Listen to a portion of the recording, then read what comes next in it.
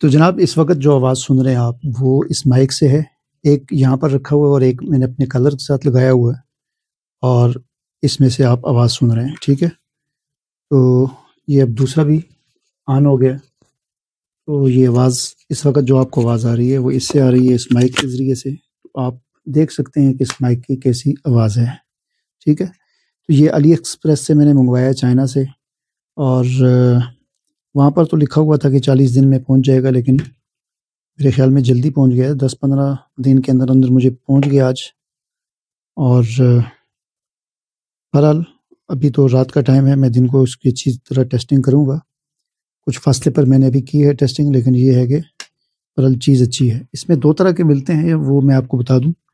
ایک ملتا ہے وہ مائک تو اسی طرح 2 ہی ہوتے ہیں، لیکن اس کے ساتھ یہ والا باکس نہیں ہوتا، چارجنگ باکس، یعنی یہ چارجنگ پاور بینک ہے، ٹھیک ہے نا۔